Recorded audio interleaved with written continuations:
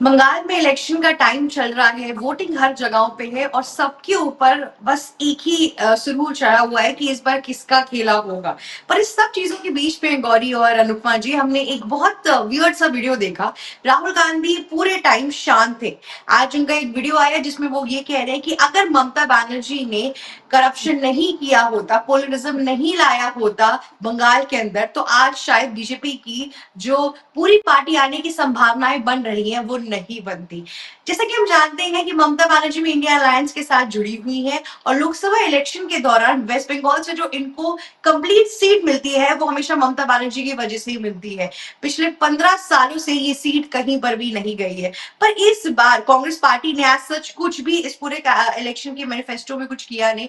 एकाएक आके राहुल गांधी का इस तरीके से ममता बनर्जी के खिलाफ होना क्या अपने आप में एक सबूत है कि राहुल गांधी को पता था कि कुछ भी नहीं होने वाला है, या फिर वो एंटी इंडिया अलायंस भी होने वाले हैं और एंटी ममता भी हो रहे हैं?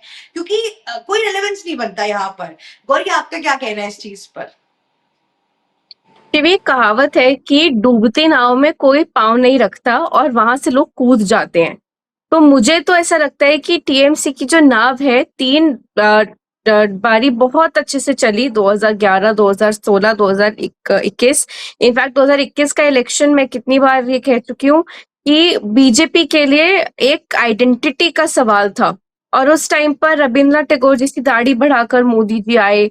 उन्होंने बहुत रैलीज की, एकदम ममता वर्सेस मोदी के लेवल पे जब मामला गया। और उसके बाद ममता बनर्जी फिर जीत कर आई, अपना तीसरा टर्म उन्होंने लिया।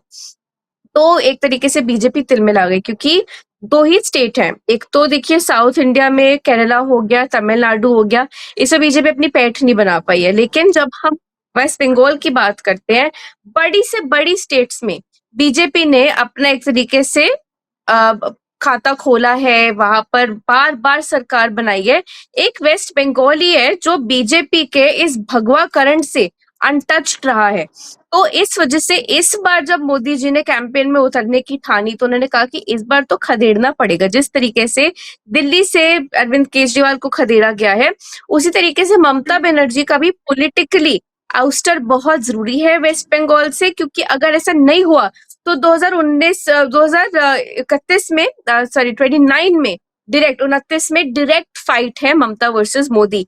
इसीलिए एसआईआर लागू किया गया, इसीलिए यूनिफाइड सिविल कोड की बात की जा रही है, और इसीलिए इतनी आर्मी डिप्लॉयमेंट है कि आज इतने सालों बाद इलेक्शंस जो है वो पीसफुली कई रीजन्स में हो पा रहे। वरना बूथ कैप्चरिंग और औरतों के घर में सफेद साड़ियां भिजवाना ये कहकर कि तुम्हारे पति अगर अगली सुबह नहीं मिलेंगे अगर तुमने टीएमसी को वोट नहीं दिया तो, इस तरीके के जघन्य अपराध। अर्जी कर का आपका इशू है, उसमें बीजेपी को जो है, बीजेपी ने टिकट दी है मदर को। लेकिन कल मैं टीएमसी के प्रवक्ता से बात कर रही थी नेशनल टेलीविजन पे, और उन्होंने बहुत बेशर्मी से कहा कि जो आरजी कर के विक्टिम है उनकी मदर और बीजेपी की साठगांठ है। तो क्या उनका कहने का मतलब था कि वो बच्ची का जो रेप हुआ है, वो औरत का जो रेप हुआ 31 साल की उस लड़की का, उस नौजवान लड़की का, वो बीजेपी ने करवाया है ताकि टीएमसी की सरकार नीचे गिराई जाए? इतनी ज्यादा गिरी हुई राजनीति आज की डेट में हो गई है। तो देखिए, मैं किसी पार्टी की पक्षदार नहीं हूँ। बीजेपी ने दिल्ली में भी बहुत कोई सुशासन नहीं किया है, बाकी राज्यों में भी मतलब रैम्पेंट करप्शन तो आप नहीं कह सकते, जो एक तरीके से रजिस्टर्ड करप्शन है, लेकिन फिर भी बहुत इश्यूज है, कम्युनल इश्यूज है, उसके अलावा एडमिनिस्ट्रेटिव इश्यूज है।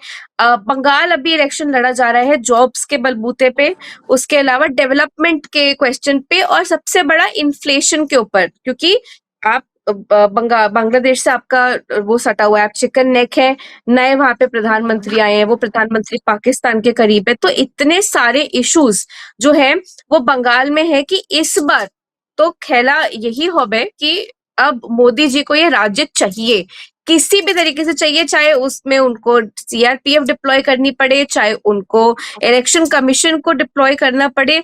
वही आपने ये बहुत अच्छा बैकग्राउंड दिखाया हमें कि बंगाल के अंदर इस टाइम पे बीजेपी की क्या नीतियां रही हैं। पर वापस उस क्वेश्चन पर आते हैं, अनुपमा जी, मैं आपसे जानना चाहूंगी कि आपको क्या लग रहा है कि राहुल गांधी अचानक से क्यों खिलाफ हो गए हैं टीएमसी के? मतलब उन्हें पता है कि वो एक अच्छा खासा वोटर बैंक है और अगर ममता बनर्जी नहीं आई तो उनके हाथों से लोकसभा के टाइम पर वेस्ट बंगाल की जो बड़ी सीट है वो भी चली जाएगी। आपका क्या कहना है इस पे? देखिए शिविर, मुझे सबसे पहले ऐसा लगता है कि ममता बनर्जी ने राहुल गांधी को सियासी भाव नहीं दिया है और यही वजह है कि राहुल गांधी अब ममता बनर्जी के खिलाफ भी बोल रहे हैं। अगर हम बात करें तो 70 के दशक तक कांग्रेस पार्टी ने पश्चिम बंगाल में एक छत्र राज किया, लेकिन जब उसके बाद में 1997 में ममता बनर्जी कांग्रेस पार्टी छोड़ती है और उसके बाद में 1998 में खुद टीएमसी बनाती है, तो उसके बाद से कहीं ना कहीं जो अपनी पकड़ थी उन्होंने पश्चिम बंगाल में मजबूत की है। लेकिन वहीं अगर कांग्रेस पार्टी की बात करें तो कांग्रेस पार्टी ने इस पर कुछ खास ध्यान नहीं दिया, क्योंकि रिजल्ट बताते हैं पश्चिम बंगाल के। अगर 2021 की भी बात करें तो हमने बहुत अच्छे तरीके से देखा कि जब स्टार प्रचारकों की लिस्ट जारी होती है कांग्रेस पार्टी में, प्रियंका गांधी को खुद स्टार प्रचारक बनाया जाता है, तो वहां पर कितनी जनसभाएं करती, कितनी रैलियां करते, यहाँ तक कि राहुल गांधी भी कोई जनसभा करते हुए नजर नहीं आते। उनका पूरा फोकस एक केरल पे होता है और उसके साथ ही असम पर होता है। क्यों? क्योंकि उन्हें पता था कि यहाँ पर काफी अच्छा रिस्पॉन्स मिल सकता है जनता का, लेकिन पश्चिम बंगाल में उतना अच्छा रिस्पॉन्स नहीं मिलेगा और यही वजह है कि उन्होंने कुछ खास उस पर ध्यान नहीं दिया पश्चिम बंगाल पर। अब क्या होता है, जैसे आपने भी जिक्र किया कि पश्चिम बंगाल में अब तक राहुल गांधी उतना एक्टिव नजर नहीं आ रहे थे, क्योंकि यहाँ पर सिर्फ दो तरीके से मुकाबला देखने को मिल रहा था, एक तो बीजेपी और एक तो टीएमसी। कांग्रेस कहाँ है, किधर है, एक तरीके से पूरे गायब नजर आ रही। एक तो हुमायूं कबीर की बात कर ले तो एक समय पर एआईएमआईएम की बात हो रही है और हुमायूं कबीर की बात हो रही, लेकिन कांग्रेस पार्टी की कहीं पर उतनी ज्यादा बातचीत नहीं हो रही है। एक और वजह है कि जब ये इलेक्शन शुरू हो रहा था तो उस समय पूछा गया ममता बनर्जी से कि भाई कांग्रेस पार्टी के साथ में आप गठबंधन करेगी क्या पश्चिम बंगाल के विधानसभा चुनाव में, तो ममता बनर्जी ने साफ तौर पर कह दिया कि नहीं करेंगे। उससे पहले ये कहा जा रहा था कि मुश्किल से 2 सीट दी जाएगी कांग्रेस पार्टी को अगर गठबंधन होता भी है तो। मतलब कि इससे समझ में आता है कि ममता बनर्जी राहुल गांधी को, कांग्रेस पार्टी को कितना सीरियस ले रही है। अब आप बात कर रही है इंडिया गठबंधन की, इसमें अगर हम बात करें तो चाहे समाजवादी पार्टी हो, आरजेडी हो या शिवसेना हो, ये सभी ममता बनर्जी के साथ है, ना कि राहुल गांधी या कांग्रेस पार्टी के साथ। तो इससे समझ में आता है कि कांग्रेस पार्टी का पश्चिम बंगाल में वो वर्चस्व नहीं देखने को मिल रहा है जो 70 के दशक तक हमें कांग्रेस पार्टी का देखने को मिल रहा था। और मुझे लगता है कि इस पर ज्यादा काम करने की जरूरत है, ना कि सिर्फ एक वीडियो बनाकर पोस्ट करने की जरूरत है। अरुणा जी, आपकी बात को मैं आगे ले जाना चाहूंगी। यही मैं बोल रही थी कि अभी थोड़े टाइम पहले ममता बनर्जी ने एक वीडियो पोस्ट किया जहां पे वो बोल रही थी कि अखिलेश यादव हो गए, उद्धव ठाकरे हो गए, ये सब लोग उन्हें कॉल कर करके एमके स्टालिन हो गए कि बोलते हैं कि आप ही एक हैं जो मोदी जी को हटा सकती हैं, आपकी वजह से ही वेस्ट बंगाल में जो सत्ता है वो बीजेपी की नहीं आ पा रही है, आप ही एक रीजन है। अब ये जितने भी प्लेयर्स है, ये सारे बहुत बड़े प्लेयर्स है इंडिया अलायंस के। अगर ये सारे प्लेयर्स हट जाएंगे इंडिया अलायंस से तो इंडिया अलायंस जो है और 2029 के लिए जो अपने कैंपेन कर रहा है वो नहीं बचेगा। तो राहुल गांधी का हमें पता था कि जो उनकी नीतियां है, पॉलिटिकल नीतियां, उसमें तो ऑब्वियसली बात है कि बहुत कंट्रोवर्शियल लेकर आते हैं, पर यहाँ पे मुझे कहते हैं ना कि आओ बैल मुझे मारो वाला ये पूरा वीडियो था। इससे कोई प्रभावित तो नहीं होने वाला है मुझे लगता है वेस्ट बंगाल में, पर जितने लोग हैं उनको भी ऐसा लगेगा कि इस व्यक्ति ने एक बार भी कैंपेन नहीं किया, ममता के साथ अलायंस में रहा और इंडिया अलायंस है एक चीज है, लोग पूरे अलायंस में, वो इंडिया अलायंस में तो है नहीं। और अब समय आने पर यहीं पे दोगलेपंती दिखा दी, अपनी कांग्रेस को शाइन कराने के लिए सुसाइडल मिशन पे जाके उल्टा ममता को ही बोल दिया। या तो लोग बीजेपी के साथ जाएंगे या तो दीदी के साथ जाएंगे। कांग्रेस को तो वही ना कि दूध में मक्खी नहीं गिर जाती, वैसे उठा के सिलेक्शन से बहुत पहले फेंक दिया था, है ना गौरी जी? आपको क्या लग रहा है इस पूरे टॉपिक पे इतना सुसाइडल स्टेप राहुल गांधी ने लिया क्यों है? देखिए, मैं आपको बताती हूँ, जो कांग्रेस का मोराल है ना वो एकदम बर्बाद कर दिया बीजेपी ने। इस बार 99 सीटें आई थी लोकसभा इलेक्शंस में 2024 में, वो भी 15 साल की एंटी इनकम्बेंसी होने चली थी उसके बाद। तो लीडर ऑफ ऑपोजिशन बने, जियो जित्सु की बात की। राहुल गांधी की पॉलिटिक्स ना समझ नहीं आ रही है। अब एक बाय वन गेट वन चल रहा है प्रियंका गांधी के साथ। आप देख पा रहे हैं कि प्रियंका गांधी एक बेटर राजनीति की तरफ चल रही है, जहां पे वो और बातचीत कर पा रही हैं, बाकी जो सेंटर के लीडर हैं उनसे उनसे अच्छी रिलेशनशिप बना पा रही है। उन्होंने मोदी जी की तारीफ भी की थी, अमित शाह को चाणक्य कहा था। तो आप ये सोचिए कि एक जो विट जो होती है वो प्रियंका गांधी फ्रंट पर लेके आ रही है। लेकिन इतने से नेशनल पॉलिटिक्स में आपने बस अभी अपने आप को स्टेबलाइज करना शुरू किया है। अभी आप 10 साल एक तरीके से हक्के बक्के रह गए थे कि अब हम क्या करें, हम जैसे ही सरकार इतना टाइम तक कैसे निकल सकते थे। तो सबसे बड़ी बात ये है कि इस टाइम पे राहुल गांधी जो है, अगर वो ममता बनर्जी के अगेंस्ट हो रहे हैं तो वो कहीं ना कहीं देख रहे हैं कि एक डूबती नाव से कूदना ही बेहतर है। और वो तिलमिलाए हुए हैं कि देखिए आपसे एक टीएमसी जो है वो बीजेपी से नहीं संभाल पाई बंगाल को। अगर बीजेपी अपना अश्वमेध यज्ञ ऐसे ही करती रही तो बहुत दिक्कत हो जाएगी कांग्रेस पार्टी के लिए, वापस आना मुश्किल हो जाएगा। दूसरी बात, अगर ममता आ भी जाती है सरकार में तो बहुत सारे इश्यूज है, कम्युनल इश्यूज है, करप्शन इश्यूज है, सेंटर की स्कीम्स नहीं आ पा रही हैं बंगाल में, चाहे वो आयुष्मान भारत हो चाहे वो बाकी इश्यूज हों। तो राहुल गांधी एक तरीके से अपना कंपटीशन भी खत्म करना चाहेंगे। वो ऐसे किसी लीडर को समर्थन देना ही नहीं चाहेंगे जिसकी नीतियों में प्रॉब्लम है। बीजेपी अगर उनकी दुश्मन है तो अब टीएमसी भी कोई उनकी सगी नहीं रह गई है, और इसी वजह से जो कांग्रेस है ना वो अपने आप को एलिनेट किए जा रही है। ये चीज जब बीजेपी ने इसकी नब्ज पकड़ी तो वो कई बार मोदी जी तंज करते कि कांग्रेस तो रीजनल पार्टीज को खा जाती है, जबकि आप और मैं अगर यहाँ एनालिस्ट बैठे, अनुपमा जी बैठी हैं, आप बैठे हो, आपने बहुत टाइम से देखा है कि बीजेपी अपने रीजनल पार्टनर्स को खा जाती है। जैसे कि जेडीयू को एक तरीके से वो खा गई, और सम्राट चौधरी आज की डेट में सीएम है जिनको ठीक से बोलना भी नहीं आता। उनका कितना वायरल हुआ था News 24 का वो वीडियो। और नीतीश कुमार ने अपना पेंशन प्लान पूरा कर लिया। कहाँ वो एक टाइम पे ममता बनर्जी से आगे चलते थे मोदी जी को टक्कर देने में। स्कल कैप की राजनीति, तेज तर्रार वार, आरजेडी के साथ सरकार बनाना, आप और मैं इस राजनीति को देखते हुए बड़े हुए हैं। तो मैं तो इतना ही सबमिशन करूंगी अपने लंबे एनालिसिस के बाद कि राहुल गांधी का ये बयान सिर्फ तिलमिलाहट दिखाता है, और एक तरीके से जो एंटाइटलमेंट कांग्रेस पार्टी की है ना कि हम ही हर पार्टी के लीडर हैं, हम ही पीएम के हकदार हैं, वो एंटाइटलमेंट उनको ले डूबेगी। वो ममता बनर्जी से डायरेक्ट अगर लड़ रहे हैं तो ये एक तरीके से दो बिल्लियों की लड़ाई है, और बीजेपी से बंदर बन के पक्का रोटी खा लेगा। तो गौरी जी, मैं आपसे एक लास्ट क्वेश्चन ये भी है कि ये भी जानना चाहूंगी कि जब 2029 में जब लोकसभा चुनाव होगा तो इंडिया गठबंधन हमने देखा कि किस तरीके से कांग्रेस पार्टी को इसका फायदा भी हुआ है।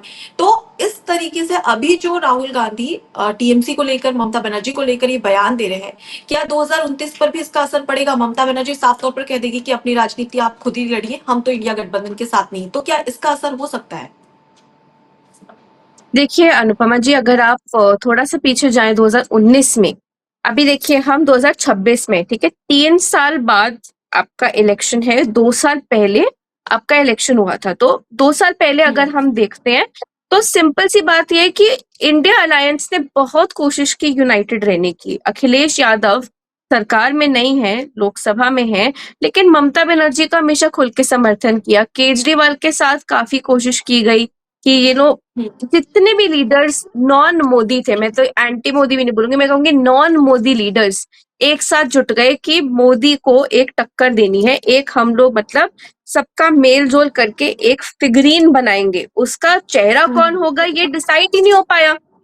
एक तरीके से रावण के जैसे 10 सर थे, तो लेकिन यहाँ पर मेन कौन रहेगा सबको ये था। जैसे एक टाइम पे आपने अगर पॉलिटिक्स देखी होगी तो 2004 के टाइम पे अटल बिहारी वाजपेयी के जाने के बाद बीजेपी में यही इनफाइटिंग थी कि मैं पीएम बनूंगा, नहीं मैं पीएम बनूंगा, क्योंकि बीजेपी एक हॉरिजॉन्टल स्ट्रक्चर फॉलो करती थी। जब मोदी शाह की सरकार आई तब वो वर्टिकलिज्म आया, तब एक स्ट्रक्चर आया कि देखो चलेगी तो हमारी ही। और आप देखेंगे धीरे धीरे कैसे वसुंधरा राजे को पीछे करके एक सीएम बनाए गए, मोहन लाल शर्मा को बनाया गया मध्य प्रदेश में, शिवराज सिंह चौहान को एक तरीके से प्रमोशन दिया गया। आपको भी पता है कि वो टूथलेस टाइगर प्रमोशन है एक तरीके से। आपने उनको पेंशन प्लान दे दिया जितने भी 75 से प्लस है। मोदी जी भी 75 प्लस होने वाले हैं, उनका पेंशन प्लान अभी हमें नहीं पता है। तो सिंपल सी बात यह है कि 2029 तक मोहम्मद अब्दुल्ला ने भी बार बार ये चीज कही है कि देखो 24 तो हाथ से गया, 29 पर ध्यान दो। लेकिन इस इनफाइटिंग की वजह से देखिए Mamata Banerjee is one of the leaders जो मतलब आप देखिए कि अभी मायावती का भी राज नहीं है ना, तो she is the sole female front face. And उनकी राजनीति है कि वो याद रखती हैं, वो लॉयर है, उनका आपने सुना होगा कैसे सुप्रीम कोर्ट में उन्होंने मजबूती से आके अपना केस लड़ा था।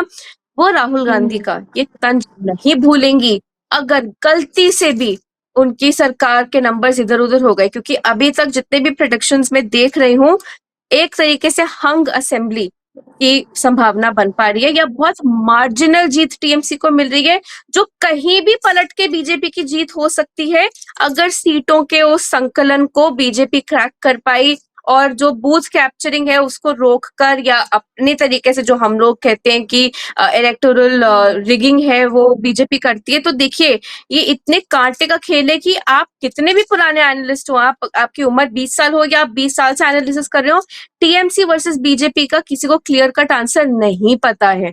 इवन बीजेपी बात तो आप और सही टीएमसी कह रही हैं। ठोक के नहीं बोल पा रहे, है ना? तो मैं क्योंकि आपसे बस इतना हाँ ही कहना चाहूंगी कि इस टाइम पे राहुल गांधी को बिल्कुल चुप बैठ जाना चाहिए, प्रियंका गांधी को डीलिंग करने देनी चाहिए, क्योंकि देखिए हम तीनों औरतें हैं इस पैनल पे। मैं आपको एक सिंपल सा सोशियोलॉजी किया जाता है हमेशा तेज तर्रार बयानबाजी के लिए। क्यों? क्योंकि औरत पे सवाल उठाना थोड़ा मुश्किल हो जाता है। आदमी अगर जब बोलता है ना तो उसके ऊपर कई चीजों का लांछन लग सकता है, उसके कैरेक्टर के ऊपर लांछन लग सकता है। औरतों के कैरेक्टर की अलग बात होती है।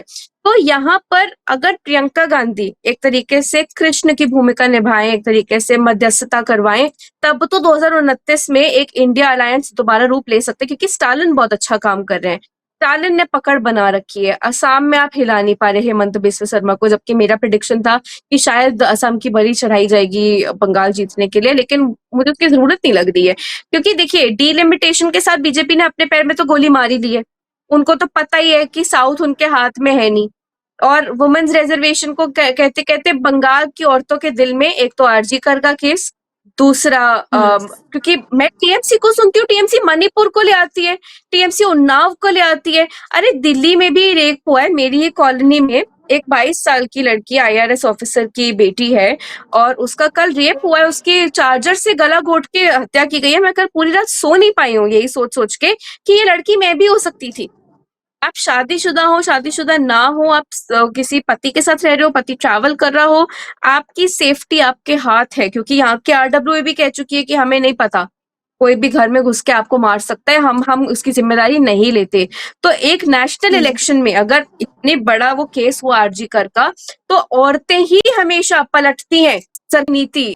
आप बिहार में देखेंगे, आप उत्तर प्रदेश में देखेंगे, मोदी जी ने रैपो बनाया, तो मुझे लगता है कि इस बार औरतें ही मोदी जी को जिताती हैं। गौरी जी, आपने ये जो पूरा स्टेटमेंट बोला है, नो वंडर जो दिल्ली में हुआ है वो बहुत ज्यादा खौफनाक है। इनफैक्ट मुझे भी उसके बारे में सुन के काफी बुरा लगा है।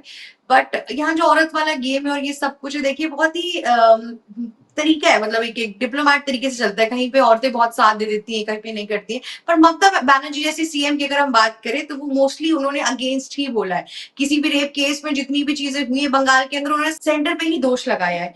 तो इस पूरी चीज का जो आंकलन हम देख रहे हैं और जिस हिसाब से राहुल गांधी इस टाइम पे एक्ट कर रहे हैं, वो सुसाइडल मिशन तो था ही, पर साथ ही साथ कहीं ना कहीं मुझे एक साजिश भी लग रही है कि अब राहुल गांधी को कहीं ना कहीं ममता बनर्जी की पॉपुलैरिटी से डर लगने लगा है। और ये जो पूरी बात थी कि कोई भी एनालिस्ट अभी तक बता नहीं पा रहा है कि बीजेपी आएगी कि यहाँ पर टीएमसी आएगी, क्योंकि ऑलमोस्ट सही बात है, टाकी की कट्टर है। मतलब कि 1920 का हिसाब होने वाला है इन दोनों ही पार्टीज के बीच में। इवन इफ अगर ममता बनर्जी आ जाएगी तो आप देखिएगा आगे जाके प्रेसिडेंशियल रूल लगने ही वाला है। किसी ना किसी तरीके से बीजेपी इस बार अपनी जीत लेके जाएगी, चाहे वो हारने के बाद फिर से कोई नया गेम खेले या फिर अभी लेके जाए। आज के लिए बस इतना ही। अब देखते हैं कि वेट करते हैं कि 4 मई तक क्या नए रिजल्ट्स आते हैं और कौन कितना सही होता है इस पूरे आंकलन के अंदर। Thank you so much, it was great talking to you guys. भाई और बहनों, अगर ममता जी ने साफ सुथरी सरकार चलाई होती, अगर ममता जी ने बंगाल को पोलराइज नहीं किया होता। एबीसी हिंदी न्यूज, आज ही जुड़िए हर खबर के साथ